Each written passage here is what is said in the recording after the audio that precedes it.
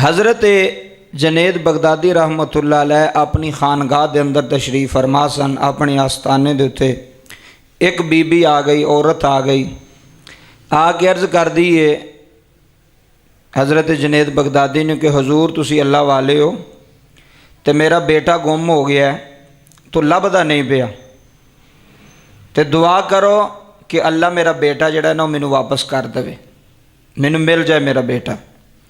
हज़रत जनेद बगदादी रहमतुल्लाह अलैह ने माई नू फरमाया भी जा अम्मा जाके सब्र कर, अल्लाह बेहतर करेगा। थोड़ी दिन गुजरे तो फिर वो माई आ गई, आके हज़रत जनेद बगदादी रहमतुल्लाह अलैह नू कहन लगी हजूर दुआ करो मेरा बेटा गुम हो गया, तो तुहाडी दुआ नाल अल्लाह ताला मेरा बेटा वापस मैनू दे दे, मेरा बेटे नाल मैनू मिला देवे। माँ तो फिर माँ होंदी है, तड़प होंदी है औलाद दी, बच्चियां दी। माँ जिहो जी भी मर्जी होवे ना उहदे अंदर औलाद दी तड़प जरूर होंदी है, मुहब्बत प्यार जरूर होंदा है हर माँ दे अंदर। ये ममता अल्लाह तबारक व तआला ने जिहड़ी अता फरमाई है, अल्लाह ने चीज़ रख दी माँ के कलेजे के अंदर, माँ के दिल के अंदर। आपने फिर फरमाया जा अम्मा जाके सब्र कर। थोड़े दिन गुजरे, माई फिर आ गई, आके कहन लगी हज़रत जनेद बगदादी रहमतुल्लाह अलैह नू कहन लगी हजूर तुसी बार बार मैनू यही कह रहे हो कि जाके सब्र कर, तो हुण जिहड़ा मेरा सब्र का पैमाना ना वो लबरेज हो गया, हुण मेरे को सब्र नहीं होंदा, हुण मेरे को सब्र नहीं होंदा, मैं बड़ा सब्र कर लिया, हुण मेरे को सब्र नहीं होंदा। एन जी तुसी भी किसी बंदे नू कोई यार सब्र करो, कहंदा यार हुण मेरे को सब्र नहीं होंदा, हुण सब्र की हद मुक गई है, हुण मेरे विच चीज़ नहीं रही कि मैं सब्र कर सका, इंतहा हो गई है सब्र की। बंदे मजबूर हो के परेशान हो के ये लफज बोलते हैं कि यार हुण मेरे को सब्र नहीं होंदा, सब्र की इंतहा हो गई। उंज ही वो माई ने ना हज़रत जनेद बगदादी रहमतुल्लाह अलैह नू यही गल की थी। उन्हें कहा हजूर बार बार तुसी मैनू एक ही जुमला कहते हो, एक ही गल करते हो कि जा सब्र कर, जा सब्र कर, तो मैं किन्ना भी सब्र करा, हुण मैं सब्र नहीं कर सकती, हुण मैं बेकरार हो गई हाँ, हुण मैं की हो गई हाँ बेकरार, मैनू हुण करार कोई नहीं, मैनू सुकून कोई नहीं, मैनू चैन कोई नहीं, बेकरार हो गई हाँ। हुण तुसी अल्लाह के दुआ करो अल्लाह मेरा पुत्र मैनू मिला देवे। गल बड़ी सुनने वाली। हज़रत जनेद बगदादी रहमतुल्लाह अलैह ने फरमाया जा माँ असी दुआ करने तो तेरा पुत्र तेनों मिल जाएगा, तेरा पुत्र तेनों मिल जाएगा।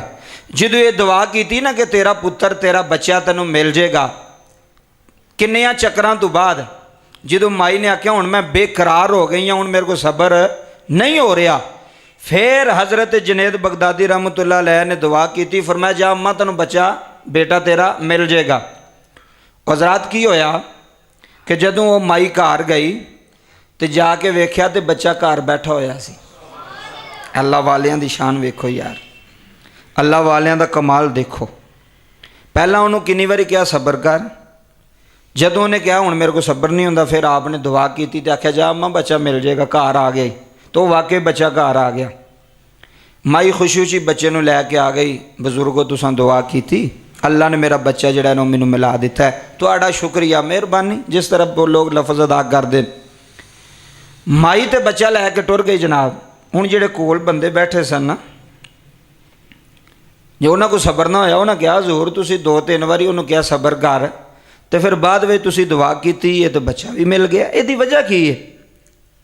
हज़रत जनेद बगदादी रहमतुल्लाह अलैह जुमला सुने, आप फरमान लगे बेलिया इसकी वजह यह वे कि जदों इंसान बेकरार हो जाता है ना, तो अल्लाह कुरान च फरमांदा है कि जिहड़ा बंदा बेकरार हो के दुआ करता है तो उसकी दुआ साढ़े अलावा किन्ने सुननी है? जदों बंदा बेकरार हो के मजबूर हो के परेशान हो के परेशानी की हालत विच, बेकरारी की हालत विच जदों वो दुआ करता है तो फिर वो दुआ अल्लाह सुनता है। हुण इस माई का सब्र का पैमाना लबरेज हो गया सी, बेकरार हो गई सी। जदों ये बेकरार हो गई साडा तो विच बहाना ही सी, असल तो यही दुआ सी ना, साडा तो एक बहाना ही सी। ये नहीं क्या भी मैं कीता, फरमाया नहीं साडा बहाना सी। अल्लाह कुरान च फरमांदा है जदों भी कोई बेकरार हो के सानू पुकारदा है असीं उहदी पुकार नूं सुनने आ, असीं उहदी पुकार नूं सुनने आ। तुसीं कदी वेखिया नहीं? अल्लाह ना करे, अल्लाह ना करे कोई बंदे जड़े नशे ते लग जाते हैं, ਚਰਸ ਪੀਣ ਲੱਗ ਪੈਂਦੇ ਨੇ, ਨਸ਼ੇ ਤੇ ਲੱਗ ਜਾਂਦੇ। ਉਹਨਾਂ ਨੂੰ ਜਦੋਂ ਨਸ਼ਾ ਨਹੀਂ ਲੱਭਦਾ, ਇਹ ਗੱਲ ਤੇ ਜ਼ਰਾ ਗੌਰ ਕਰਨੀ ਜੀ, ਗਹਿਰਾਈ ਤੱਕ ਜਾਣਾ ਜੀ। ਜਦੋਂ ਉਹਨਾਂ ਨੂੰ ਚਰਸ ਨਹੀਂ ਲੱਭਦੀ, ਨਸ਼ਾ ਨਹੀਂ ਲੱਭਦਾ, ਫੀਮ ਨਹੀਂ ਲੱਭਦੀ, ਉਹ ਭੌਂਦੇ ਹੁੰਦੇ ਨੇ। ਉਹ ਕਿਉਂਕਿ ਉਹ ਬੇਕਰਾਰ ਹੁੰਦੇ ਨੇ ਉਸ ਵੇਲੇ ਕਿ ਸਾਨੂੰ ਇਹ ਚੀਜ਼ ਲੱਭਣੀ ਚਾਹੀਦੀ।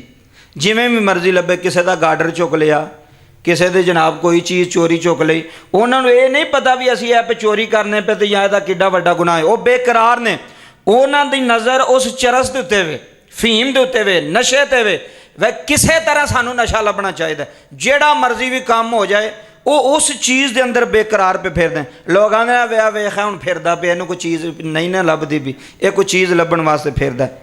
ਉਸ ਹਾਲਤ ਵਿੱਚ ਇਨਸਾਨ ਬੇਕਰਾਰ ਹੁੰਦਾ। ਤੇ ਜਦੋਂ ਅੱਲਾ ਕੋਲੋਂ ਗੱਲ ਮਨਵਾਣੀ ਹੋਵੇ ਨਾ, ਉਹ ਬੇਕਰਾਰੀ ਜਦੋਂ ਬੰਦੇ ਤੇ ਪਰੇਸ਼ਾਨੀ ਹੋਵੇ ਨਾ, ਕੋਈ ਮੁਸੀਬਤ ਆਈ ਹੋਵੇ, ਫਿਰ ਉਹਨੂੰ ਨਹੀਂ ਪਤਾ ਲੱਗਦਾ ਮੇਰੇ ਕੋਲ ਕੌਣ ਹੈ ਜਾਂ ਕਿਹੜਾ ਮੇਰੇ ਨਾਲ ਗੱਲ ਪਿਆ ਕਰਦਾ। ਉਹਦੇ ਜ਼ਿਹਨ ਵਿੱਚ ਉਹੀ ਚੀਜ਼ ਹੁੰਦੀ ਹੈ, ਉਹਦੇ ਜ਼ਿਹਨ ਵਿੱਚ ਉਹੀ ਟਾਰਗੇਟ ਹੁੰਦਾ ਕਿ ਇਹ ਚੀਜ਼ ਮੈਂ ਹਾਸਲ ਕਰਨੀ ਹੈ, ਇਸ ਚੀਜ਼ ਤੱਕ ਮੈਂ ਪਹੁੰਚਣਾ। ਹਜ਼ਰਤ ਜੁਨੈਦ ਬਗਦਾਦੀ ਫਰਮਾਉਂਦੇ ਨੇ, ਜਦੋਂ ਵੀ ਕੋਈ ਬੰਦਾ ਬੇਕਰਾਰ ਹੋ ਕੇ ਇਸ ਹਾਲਤ ਵਿੱਚ ਅੱਲਾ ਕੋਲ ਮੰਗਦਾ, ਅੱਲਾ ਉਸੇ ਵੇਲੇ ਅਤਾ ਫਰਮਾ ਛੱਡਦਾ। ਅੱਲਾ ਕਮੀ ਨਹੀਂ ਕਰਦਾ, ਅੱਲਾ ਦੇਣ 'ਚ ਦੇਰ ਨਹੀਂ ਕਰਦਾ। ਬਸ ਕਫੀਅਤ ਮੰਗਣ ਦੀ ਹੋਣੀ ਚਾਹੀਦੀ। ਅੱਲਾ ਤਾਲਾ ਕੋਲੋਂ ਮੰਗਣ ਦਾ ਤਰੀਕਾ ਵੀ ਤਾਂ ਹੋਣਾ ਚਾਹੀਦਾ ਨਾ ਜੀ। ਅਗਰ ਮੇਰੇ ਨਾਲ ਕੋਈ ਗੱਲ ਕਰਦਾ ਜਾਂ ਮੈਂ ਤੁਹਾਡੇ ਨਾਲ ਗੱਲ ਕਰਨਾ, ਤੇ ਤਰੀਕੇ ਨਾਲ ਗੱਲ ਕਰਨੀ। ਤੇ ਜਦੋਂ ਤੁਸੀਂ ਅੱਲਾ ਕੋਲ ਮੰਗਣਾ, ਬੇਕਰਾਰ ਹੋ ਕੇ ਮੰਗੋ। ਉਹਨੂੰ ਆਖੋ, ਮੌਲਾ ਤੇਰੇ ਤੋਂ ਇਲਾਵਾ ਅਸਾਂ ਕਿਤੇ ਜਾਣਾ ਹੀ ਨਹੀਂ, ਤੂੰ ਹੀ ਦੇਣ ਵਾਲਾ ਹੈ। ਹਜ਼ਰਤ ਜੁਨੈਦ ਬਗਦਾਦੀ ਫਰਮਾਉਂਦੇ ਨੇ, ਮੇਰਾ ਤੇ ਵਿੱਚ ਬਹਾਨਾ ਹੀ ਸੀ, ਅਸਲ ਉਹ ਮਾਈ ਦੀ ਬੇਕਰਾਰੀ ਨੂੰ ਉਹਦਾ ਬੱਚਾ ਵਾਪਸ ਲੈ ਕੇ ਆਈ ਹੈ। ਇਸ ਵਾਸਤੇ ਜਦੋਂ ਵੀ ਮੰਗੋ ਬੇਕਰਾਰ ਹੋ ਕੇ ਉਹਦੀ ਪਾਕ ਬਾਰਗਾਹ 'ਚ ਦੁਆ ਕਰੋ। ਫਿਰ ਅੱਲਾ ਖਾਲੀ ਜਾਣ ਦਿੰਦਾ। ਅੱਲਾ ਕਿਸੇ ਨੂੰ ਵੀ ਖਾਲੀ ਨਹੀਂ ਜਾਣ ਦਿੰਦਾ। ਸਿਰਫ ਜਿਹਨੂੰ ਮੰਗਣ ਦਾ ਤਰੀਕਾ ਆ ਗਿਆ। ਅੱਲਾ ਵਾਲਿਆਂ ਨੂੰ ਮੰਗਣ ਦਾ ਤਰੀਕਾ ਹੁੰਦਾ, ਸਾਨੂੰ ਮੰਗਣ ਦਾ ਤਰੀਕਾ ਨਹੀਂ ਆਉਂਦਾ। ਅਸੀਂ ਆਪਣੇ ਅੰਦਾਜ਼ੇ ਦੇ ਮੁਤਾਬਕ ਮੰਗਨੇ ਹਾਂ, ਲੇਕਿਨ ਉਹ ਮੰਗਣ ਦਾ ਤਰੀਕਾ ਨਹੀਂ। ਅਗਲੀ ਗੱਲ ਬੜੀ ਤਵੱਜੋ ਨਾਲ ਸਮਝ।